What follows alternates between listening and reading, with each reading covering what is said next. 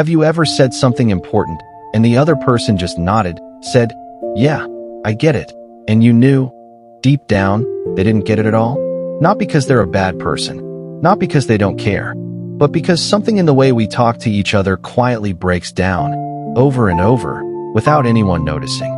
Some people go their whole lives feeling this way, understood by no one, not because no one loves them, because something invisible keeps getting in the way. Today we're going to talk about why that happens. Not in a complicated way, in a simple way, with real examples. So by the end of this video, you'll understand exactly what's going on, maybe even in your own life. Here's the simple truth.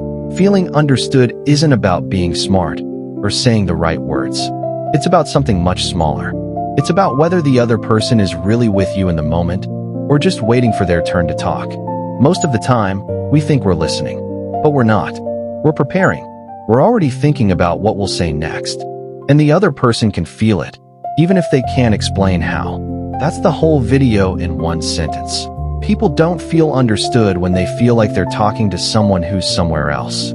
Let's break down exactly how this happens and how it can be fixed. Reason number 1. We listen to reply, not to understand. Picture this. Your friend says, "I had such a rough day."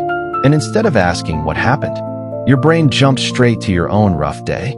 You start thinking about your story. You're not even hearing the rest of what they're saying. This happens to almost everyone. It's not because we're selfish.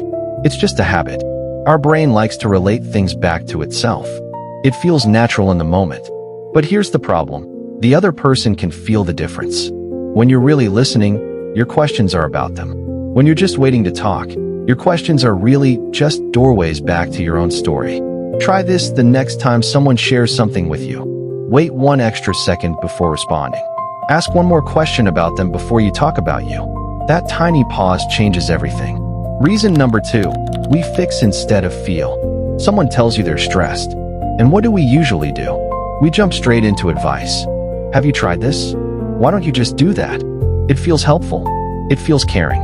But most of the time, that's not what the person actually needed in that moment. They needed to feel heard first, before they needed a solution. Think about it from the other side. When you're upset and someone jumps straight to fixing it, it can feel like they just want the conversation to be over. Like your feelings are a problem to be solved quickly, not something to sit with for a moment. The simple fix here is one sentence. Before you give advice, just say, "That sounds hard." Let that land. Give it a second. Advice can come after, but understanding has to come first. Reason number 3, we make it about us too quickly. This one is small, but it happens all the time. Someone shares good news, and instead of just being happy for them, we compare it to our own life. Oh nice, that reminds me of when someone shares bad news, and we top it with our own bad story. In the moment, this feels like connecting, like saying, "Me too, I understand." But too much of this, and the other person starts to feel like their moment got taken from them. Like the spotlight moved to you before they even finished talking. A simple trick. When someone shares something, try to stay in their story for a little longer before bringing in your own. Just say, "Tell me more," instead of switching to your own experience right away. Reason number 4, we forget the little things. Someone tells you about a big presentation at work. A few weeks later, you see them and completely forget to ask how it went. It seems small, but to them, it can feel like what they said didn't really matter to you. We're not trying to be careless. Our brains are just full of our own stuff, our own worries, our own to-do lists. But the people who make others feel truly understood are usually the ones who remember the small details. The dog's name, the tough week, the little worry someone mentioned once. You don't need a perfect memory. You just need to care enough to bring it up again later. That one habit, remembering and asking again, makes people feel like they actually matter to you. Reason number 5, we assume instead of asking. This is a big one. So often, we think we already know what someone means. We hear the first few words and our brain fills in the rest. "Oh, I know exactly what you mean." Except, most of the time, we don't. This happens especially with people we're close to. Family, partners, old friends. We think we know them so well that we stop actually listening to what they're saying right now. We're listening to who we think they are, not who they actually are in this moment. The fix is simple, but it takes practice. ask instead of assume. What do you mean by that? Can you explain that a little more?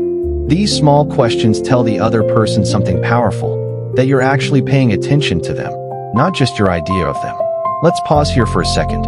If any of this feels familiar, either because you felt unheard or because you've realized you do some of these things yourself, that's actually a really good sign. It means you're paying attention. Most people never even notice these patterns. We're halfway through. Now let's talk about why some people feel this way all the time. Not just in one conversation, but in almost every relationship they have. Reason number 6, growing up without being heard. Some people learn early in life that their feelings aren't really welcome. Maybe they grew up in a home where big emotions were brushed off, or where everyone was too busy to really sit and listen. Over time, this teaches a person one simple lesson: don't expect to be understood. So even as adults, these people often stop trying to fully explain themselves. They give short answers. They say, "I'm fine," even when they're not. Not because they don't want connection, but because some part of them has already given up expecting it. If this sounds like you, here's something important. The habit of not being heard as a child doesn't mean you can't be heard now. It just means you might need to practice saying more, little by little, with people who actually show they're listening. Reason number 7, we hide the real thing. Sometimes people don't feel understood simply because they're not saying the real thing. We say, "I'm just tired," when we actually mean, "I feel alone."